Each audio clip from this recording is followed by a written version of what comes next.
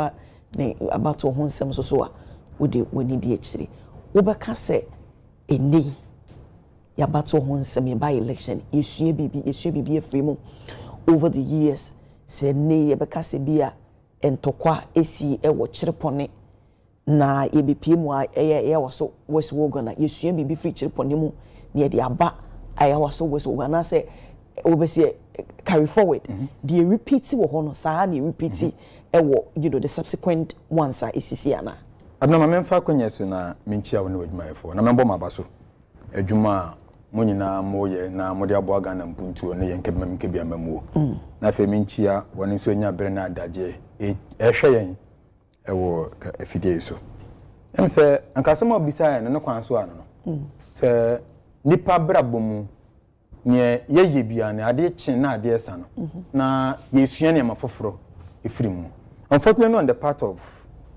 Ghanaians as general no institutions awodo yewo nyina no enema yeye ade chin ade esa no na esa mu and so yetimya collections ahodo beye de wo ho I think this is the 30th by elections ayako yakọ Kyerepɔne yakọ Talensi yakọ Ayawaso West Wogon yakọ Lambusie and even in the second parliament yakọ Atiwa yakọ Buem ene yaba besin akọ Atiwa akwetia kafra ayi so e work no kwampo de say free chop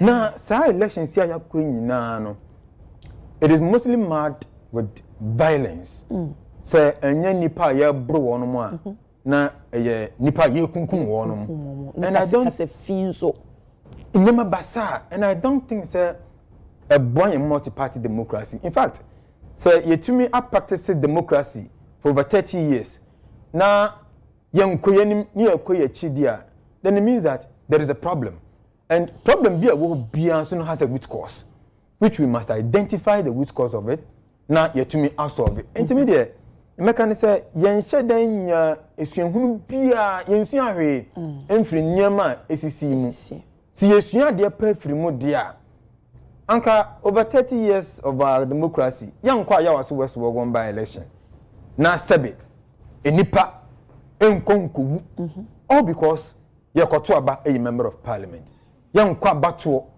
ema yankonko bruni pase asede moja eni omumu I don't think it's a good thing and can be as an say to me condemn in no uncertain terms say moving forward as a country let us say no to violence in by-elections and general elections. Mamenje wadwenche mfa eyenra by-election ekoso ewo akwetia with general overview on it na ne papemu sa pepepe na yenkono anase bibi wo hono mahu se entwe yi.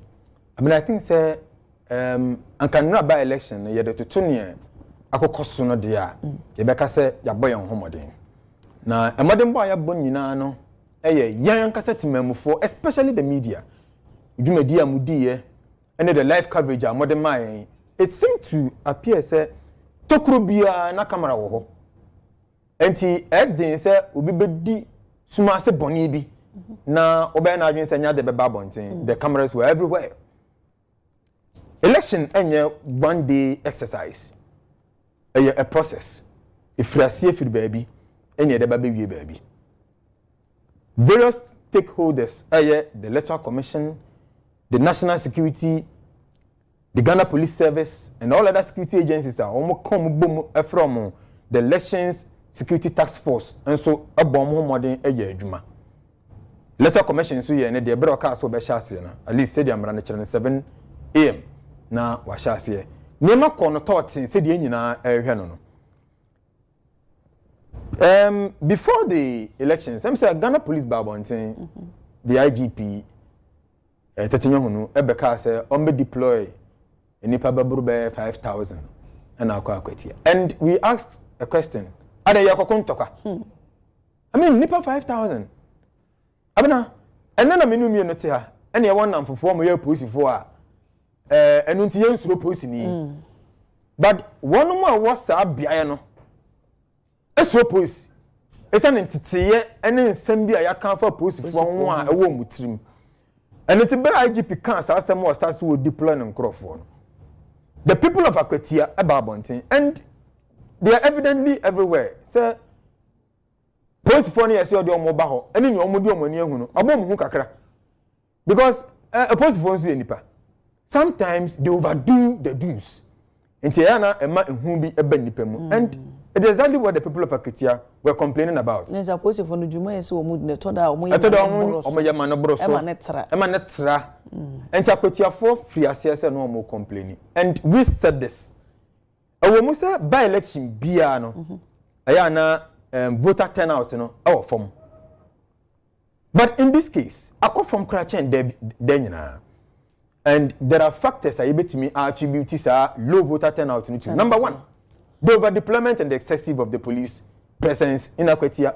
Obi beka say obasa atoy no so obi beka say ye share even a Blakuma North here we run a course wo hono mu. Me kai pa say a miracle. Yeah. Aboaje e de betuja. That mo koduru hono mo say na police for no mo dos no at the end no ye hwe de see.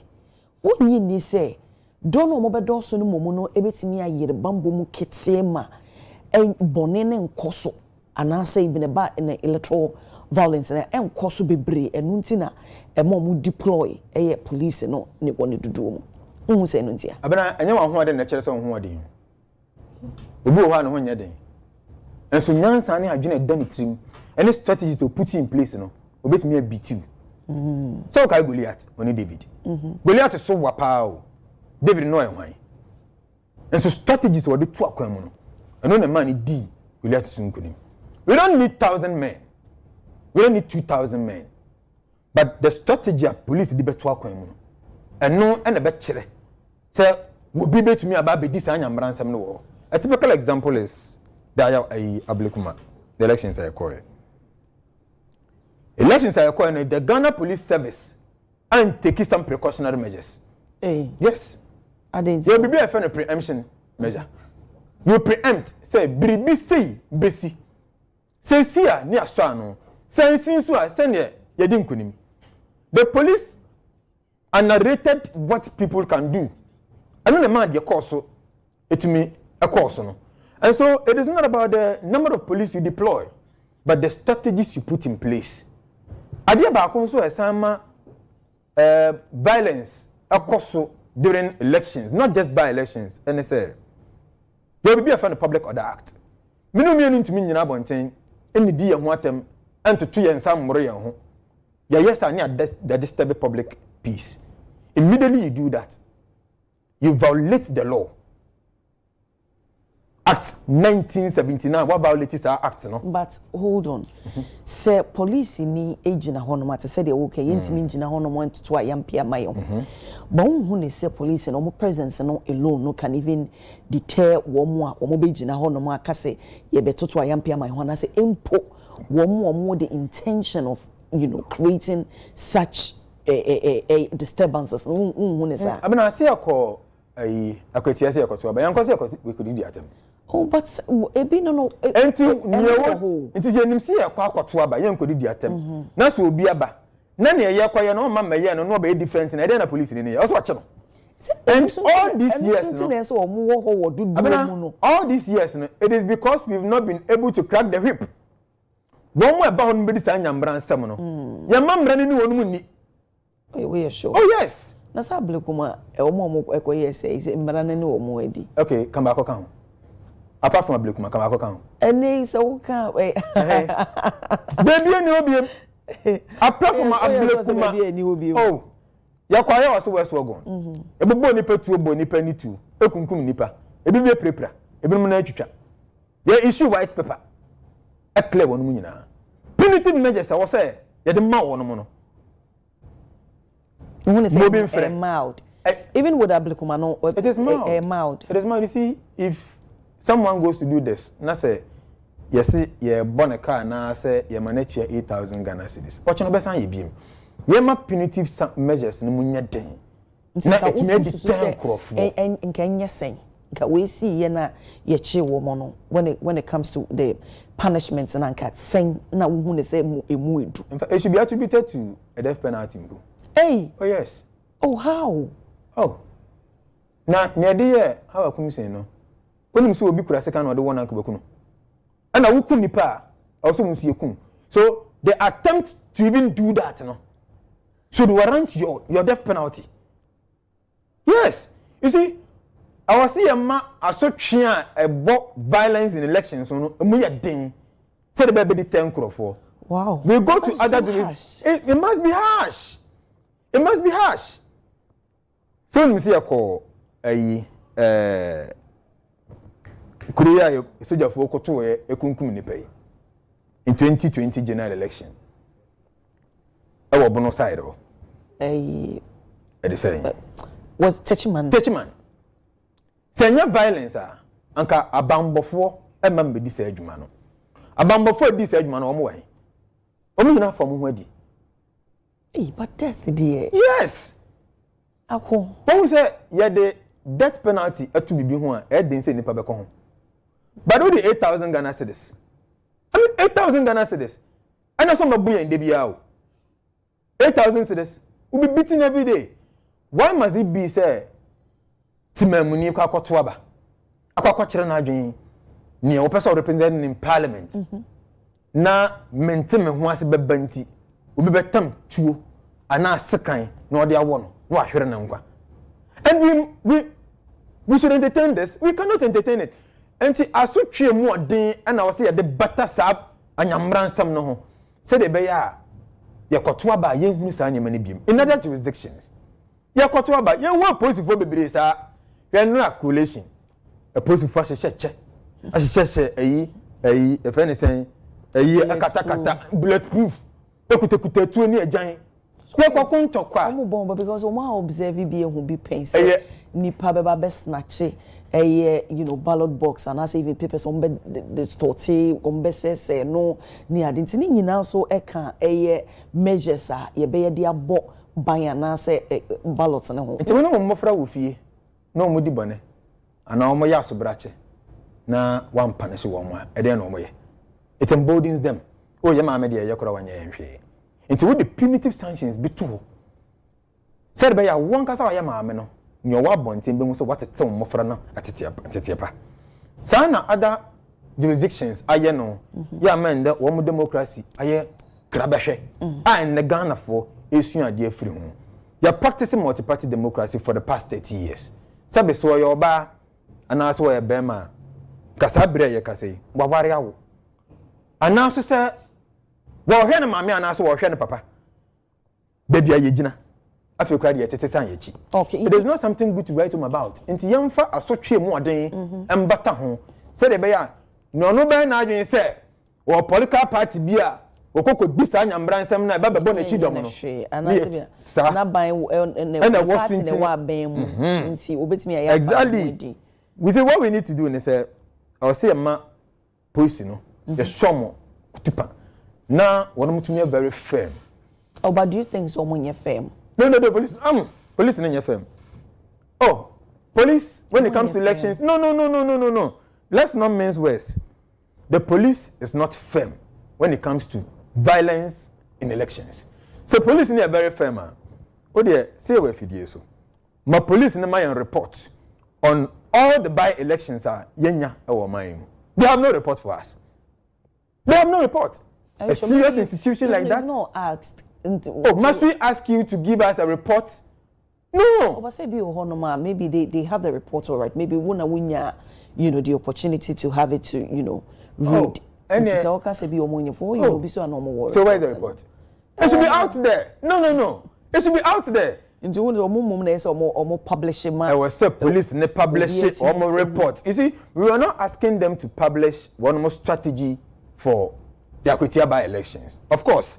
Police the can adwuma say obe ensure so obe enforce the laws are no ma ye the adwuma. Look. Unfortunately, look at what is happening. No, I'm pretty sure look at this. I saw all this. No you now they are both be assume. And as we speak, the police had never made any comment on this. I'm not making comment to be here. I can't emphasize firm in a way no weak. In fact, the police have been weak because one more this anyamransam yentimi mpanishe wo yentimi nchi wo no apart from ablekuma yetumi chichi bi no and this one say one more chichi wo no kura no the opposition MPP are complaining say bring out their names and bring out their pictures, let's see them. So say transparency mean adwuma. And nothing ama mostly opposition political parties entrusted the Ghana Police Service. But the police service is very firm. No crack whip no. And making sure so enforcing all the laws associated with violence and violence activities are irrespective of the your political color, irrespective of how huge, how beautiful, how handsome you are. I am not sure. Say Yebeka Kotuaba ama and tontum kuranta bambako at a form. I can't say nipabu. And so, I mean, we are practicing democracy, and democracy gives us the opportunity to go for elections. Am I in the right to do what we want to do? But our rights are being curtailed. Right now, curtailing say, Kotuaba, we are obetumi anu agina. Untumi so na akofie. But you have no right. You have no right. Say obatina wonsa, say odebo obi, and also be do obi atem. And this is what we saw yesterday. We could say ne papa mumponi yon. I am giving a good score to the police as at yesterday jumo amoye. Irrespective of the fact say one over 5,000 police deployments on deploy no. Na meninje ho no. I think they did a yeoman's job. No, who say no so ka ho nti na mo mutimi achieve there. O mo achieve sesi a wo de ebo ma ba so. Ba wonim say no so ka ho over 5,000 ka when na mani pana ma ba ntia meto aba no. Both political parties ni nyina na obi accusing the yonko of vote buying. Wo do wani Adekye uhun bibisa so ewom. These were the comments we heard. Okay. But say me di mani kosia mienu hu bi de me kase me hu bia na madada nyankopon me hu bi. But Yebeka ya atisem bia so ese no kreka. No kreka wo. Because timamufo no ma meka ensem hunu keke enkyere yen. Sebe no kwasem bi wo and ntin ma mba abon tim meka sa. Monetization of our body politics is one of the things I will see to me a fight against. It's say one more a messikano. It is like you are inducing the person to vote for you. Yen so ye jisikano. We are doing ourselves a disservice. It's say 500 cities, 1,000 cities are original. At the end of the day, we be doing nothing. Don't forget to say such areas, 500,000 Ghana cities, AUB G3. Oh, but it's unlawful. It is unlawful. Sabiu, the fact is that ebia yemi ababe ho akere no ni adwuma yenti obeka ko gina kwa ho no abojantra. It's unlawful. Me nua be ma bi ho akere no osu woni sika nti obeka ko bokro no odu obenya aduane adi no. It is unlawful. Na wo hu so say omanfo ni gidi a wo munni ewo omanyofo nso na masa amanyofo emunso nti na now no is omo place demand bi on a vote in a banesa because me to ma wie na sa wo kopie mu a then I mean say menya dey feel so maybe impact bi a wo be ye no directly no enya na say I mean initiative bi a wo be ye no menya the direct impact emma me society and as even me environment me area me te menya so mfaso bi ebetimi aboa me enti ne meji wie a koye de wo ye na me so me fan sort me ho out. Abena, you are not just beautiful, you are very intelligent. Now MDC will be a conversation, a discussion. The Electoral Commission ewo dwumedie kese pa ewo so woye na ne dwumedie baako a ya na wotaja to ho eye promoting public confidence and integrity. You can integrity eno ne de eno na mehwe interviews bi ano mo ye emma ba mienu asemiensa ye busa wo se na won so ba e wagiska sen o se me de man yiska me do party no me do akwati aman eno ti mababontia ba beto aba ti me de man yiska yo mamu abi e bisa wo onim say man for the budget ba ho obi the budget of 2,000 ba na onya 500 Ghana cedis o se wo twen ne aka no waje ansa no wato I'm telling you no nim se wonya ne de nti okofre ne nua o so won to aba ne se bra na bra beto na o so benya bi when you 1,000 krana nya 1,500 it means solve the problem. 500 it means solve the problem. And so a responsibility on the Electoral Commission any NCC say between educate public no political parties in the any responsibility so mo be jai political party responsibility is oba hwepe nkrofoni in line to come and vote for them, but rather not to pay money or but keep them in line to come and vote. Immediately a political party starts paying money, it amounts to inducement. Inducement is against the law. But how often does the Electoral Commission punish political parties at one bisika Emma electorates? And I know you call about to our juso. And you who say honorable or the saying is Biano a young Tokwasemunti. A brand new year near before these elections, election watch at the December community and Sebi at Abontin. And I think that Ghana Police Service FAB a year Juma and a boy. Maybe kind. Near Kase. It is not the over 5,000 deployment you deploy, but the strategies you put in place. Near Tosumino. You want crophobia or more back by elections. One of the tags, maybe bodyguards, a do on machi. Ya kase and kebeya police and banis animanina. Ya vigilante act 2019 ya pass you. Busasi ya the year jumana. See ya the year juma and kablikuma not. Near queer the year jumana. See ya the year juma and kablikuma not. Near corson and can anyankoso. And can na so try the bow bino and can. So what we are saying is whoever is coming there, you're searching. And to their west, Omkaso and best search. Uba now could tour with the Fakoja police. But bodyguards may do on much, Omo, and I am here say about Pamomo, if you want much. And also say another factor. And also another. Now let's stay a year and near me to me a course as I would turn out. The meaning say, would you kind of mention, yes, you know, the presence of the police. A police. Exactly. Me toss me. So I have by elections, I yakunina, Dudwana, yakon weekday. Dudwana, yakon working day. Me kind of weekday, kwe binumunti asi. Yakon working day. Ebiana, minumi ni ifira kwetia. And over the weekend, yakoko sira abirwani yakokora. Adwa de bebe adwuma. Enti ifira kwetia Sunday. Monday no poba betina ha ye adwuma. Wapo anwumre, ade achia. Ubeba san ba adwuma. But you have a civic responsibility to go there and vote. Will you leave your job and go? One man na work kuru no hokura no. Edura no pa. Ya na expect so me ba beto aba no. Na do do na kwafum. No ko munyuma so. Enti yen ye propose ye. E ma electoral commission say nke be ya. Yen for election no. En the Saturday. Na meneda amon for kwa yie. E bi ko wedding. E bi ko dinto. Si yen nim say adwumadie kase bi e wo ho ma yen. E wo akwatia say yakwakoto aba. Obi o wayie bia obetu ahyeda. Obi biara o wayie because we had over a month announcement say bakakoto aba wo. Nti wo wudwumadie bia no obetumi atu ahyeda so that you betumi anya some increased voter participation. Unfortunately, it didn't happen. The Ghanaian people are becoming disappointed in politicians, just as you were saying, simply because democracy. Any kabmen ke bia memu a yedi ye adwuma yi ni faswa ye hwe nyina ne se ade mpuntu beba ade sias ade asetena pa eni yedi ebeba ya brabum. Unfortunately on our part we are not seeing that.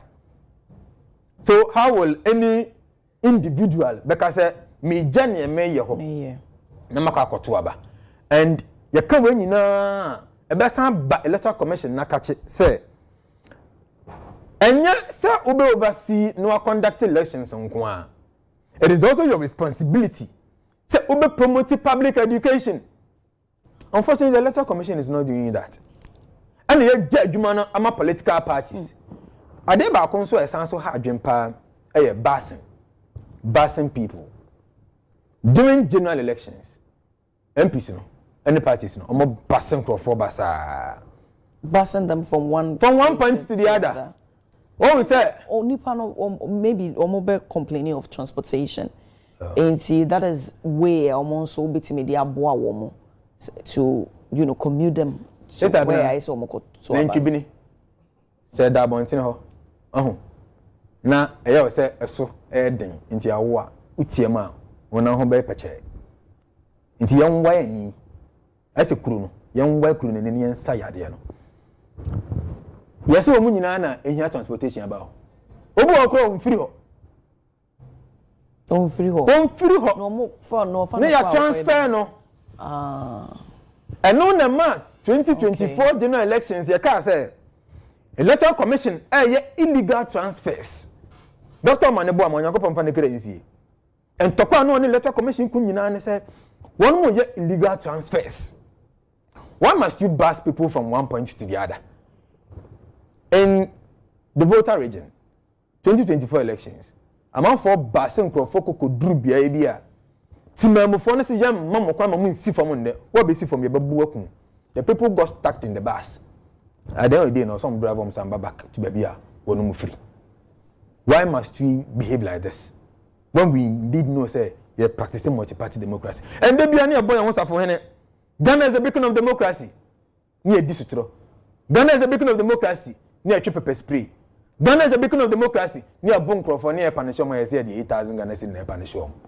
I think, sir, it is not enough to give punishment to people who acts in this manner. Now, Yaka said, "Yeah, boy, I'm for him."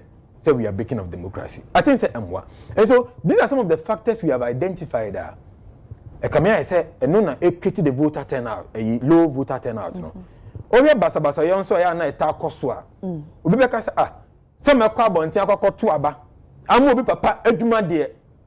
And come memfa nhefie. Menko. Na me wo me fufu. It boils down to education, no? So it boils down to education. NCC wo madwuma so moye. Electoral commission wo madwuma so moye. Political parties wo madwuma so moye.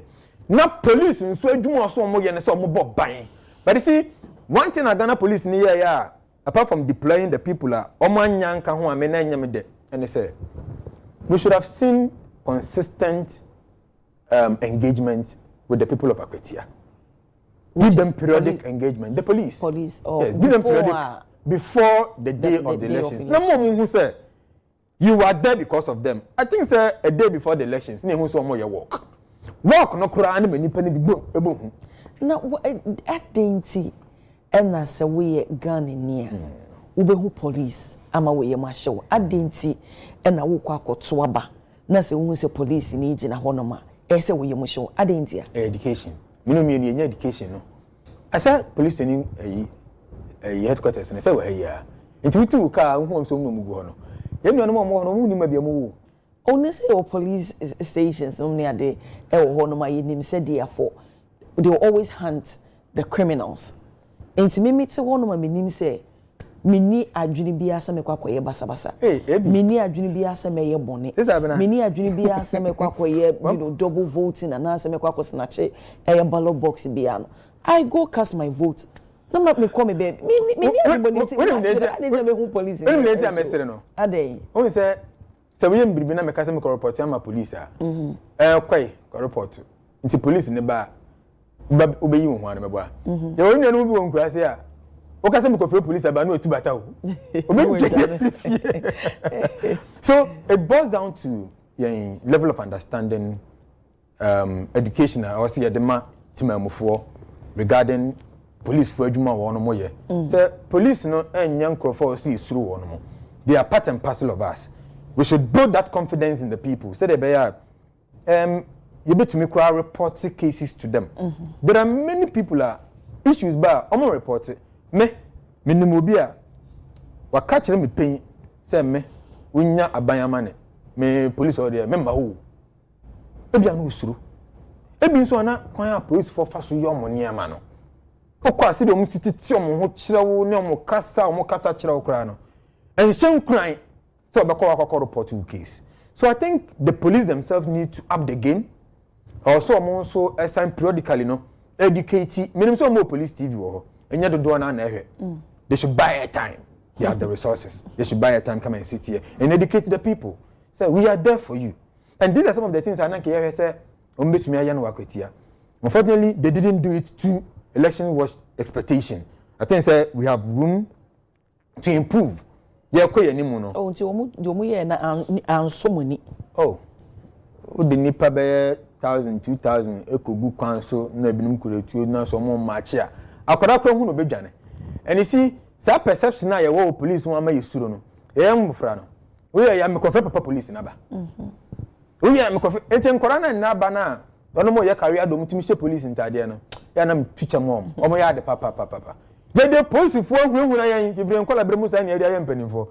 Ana baba dane stigma ewo binom tirimu a sabi ama na wo ti police kura na wo no musuro na na kura me no ka sei obi bo police din na wonim se waye biribi kitu abi kura wo yem hyew police ni fa phone so wo frɛ bra na nem no wo me investigation wo yem be hyew ana na adwon so den so na ebinum de etimi hu police na to the tangent say police no ato barricade no mutimi twifa wo mo so if indeed say nipa esuro police sa den no mutimi yesa eni obi an esuro ba dodo na esuro wo esojafo me say me nam hey we esoje na madam for kra me and my careful because some nam say obey before complain and na ade o de beja wo no enti sa hu no ewo ehyetemamufo bebre mu but police adwuma is different from military for adwuma. The police must be seen engaging the people. One money the interface, okay, between government and then the people. Can you know? Na ya the abambo for a protect government. And nothing na cool and ACC no. Ya free bambo for no. So, but this time system necessary. We are using international best practice.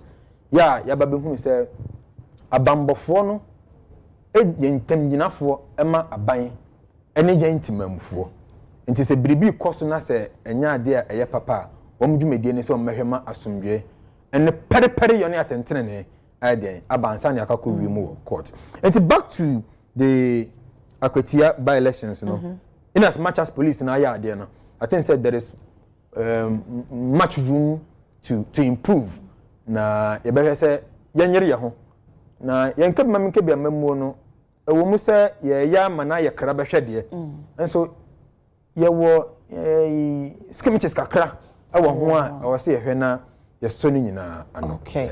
Into moving forward no maybe jawa mo akọ role bay in political parties no or maybe play other institutions be na what kind security no in other moving forward betimi na say be eradicate electoral violence e dey free honmokra. I think the role of political parties is to educate the people on policies, on developmental issues, and on the welfare of the people, and stop the vote buying. See, enjoy vote buying now. Only me sunsan say baba.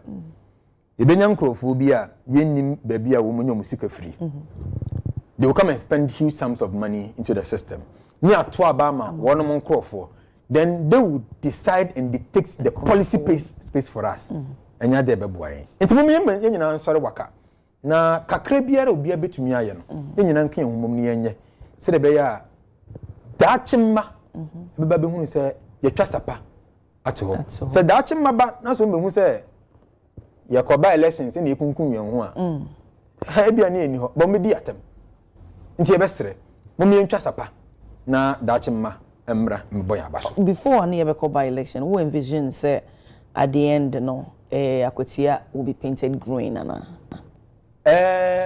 Akwatia I think say already has been painted green say a fence and this in enough and I make us na we envision say na honest yes green. In fact NST blue NST blue Akwatia seats no have been a swing seat there were NDC for strong area and there were MP for strong area.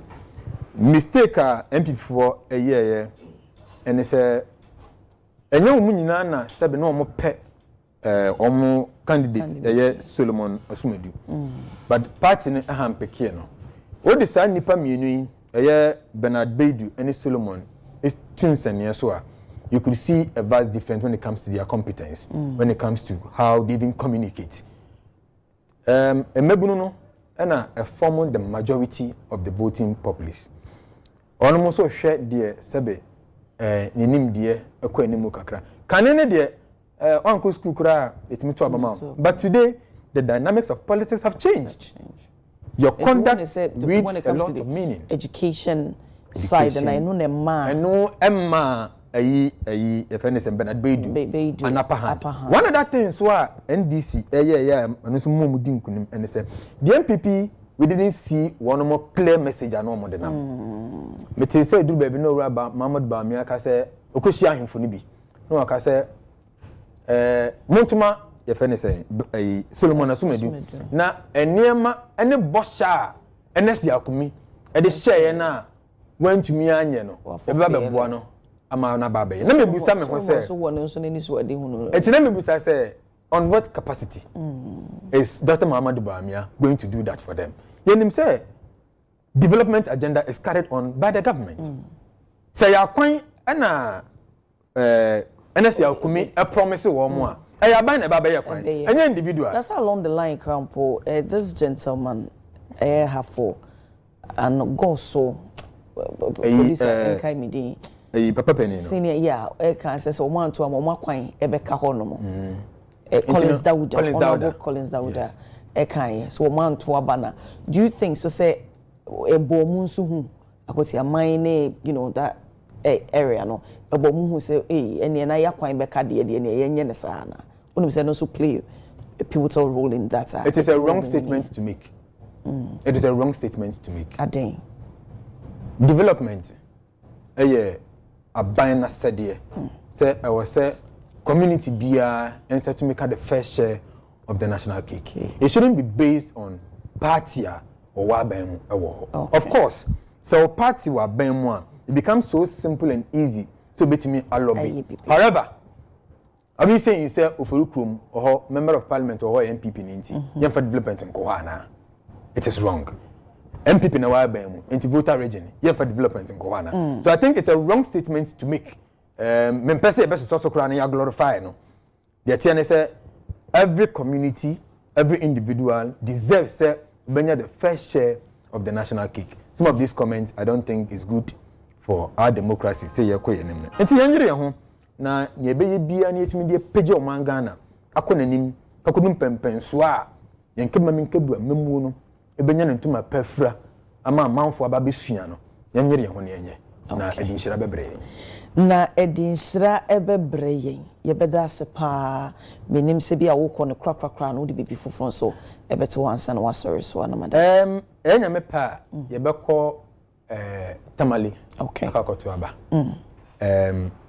MPP so among contest bi I think say it defeats the purpose of participatory democracy enye obi na NDC ni enye obi anso na MPP ni obi wo hɔ na ompe NDC policies a wɔn mo de yɛ adwuma and so o ka sɛ o withdraw ɛma wɔn mo a nka wo pɛ so ɔmo so kɔkɔto aba no wakɔm kasaboa ahyɛ wɔn mo yam many people will not go out there to vote nti mesre no matter the situation let's give up ourselves to those elections. I'm also hearing say Nkrofo say because by elections is mad with violence ni adinti nke yin by elections in free ho na party ano wo ekomia no so ana say nipa no wo ekomia no so wo ne party dinimu no say sabi wo free mu a yan yi obi a ono so e free ne party ni mu na yamanamra emeto aso. I completely disagree.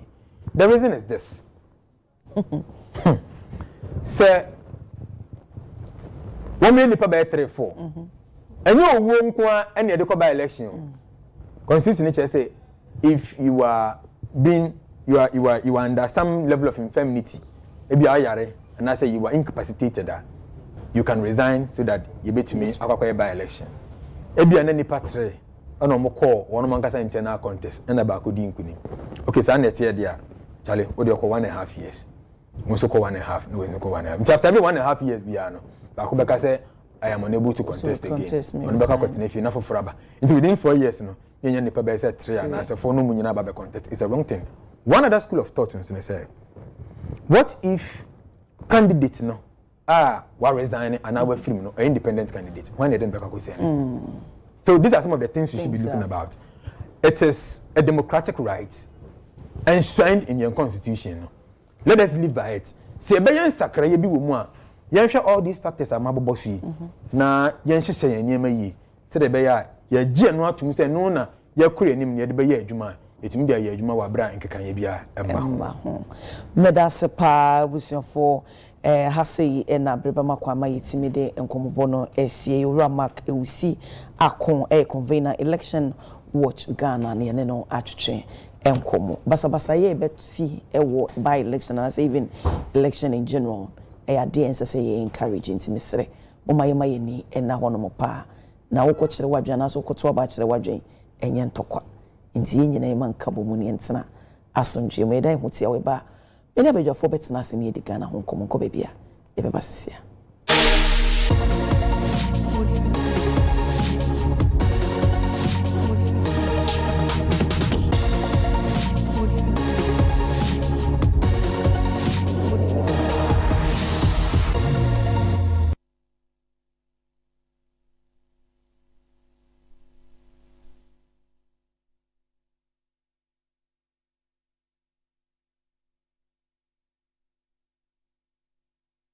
Nyame ase okokuruko teamfo nam no so na daruma ama ami scientific herbal and alternative medical hospital yare biara de dia ko brochi about the bar ne nyame adamu na ne ho atono ama American fo China fo Ghana fo African panimfo ena boboya baso ye na yade ena nam so nyame adamu yenye sa machine mi no we your friend MRA magnetic resonance angiography yaba wo stroke wo stroke wa thrombus yahuna wie no was ye said ye tuti wo adwere no tu bo hu se nyame boa wo be sori ya bo se yare no stroke ne be bia na abafom kra wa ama wo yare no hu na asa treat ti wo yare se ne siti biara fabra amen scientific ho na inshallah wo beto amwo dia dance se de Ghana fo ne abotrefo edi adanse no Accra amen scientific herbal e wo do me oben snake flat analashi bi klagon e ben Shaman road and abrejoa Kumasi amen wo atwuma tachiman braso for life we na ka e ba atwuma tachiman amen scientific herbal and alternative medical hospital allow shafi nyame ne yare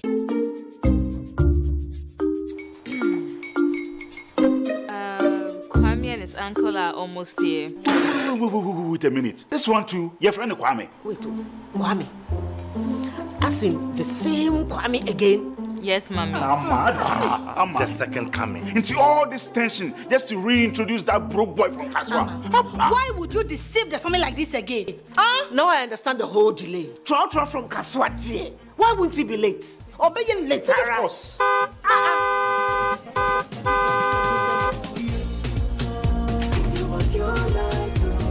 Star 712 hash, star 712 hash. Yeah, you go feel the luckiest. Go feel from Georgia be luckiest. From Natepia cause she be luckiest. Yeah, you go feel be luckiest. No matter why you're luckiest. Everybody go feel be that luckiest. That's Kwame! Send your God the apple boom. If you put it toy, so would the coming of the Son of Man be. Hey! Is that his car? Everywhere. Luckiest everywhere. Dial star 712 hash. Choose your ticket. Enter your lucky number. Follow the prompts and let destiny handle the rest. This promotion is regulated by the NLA on the Caritas platform.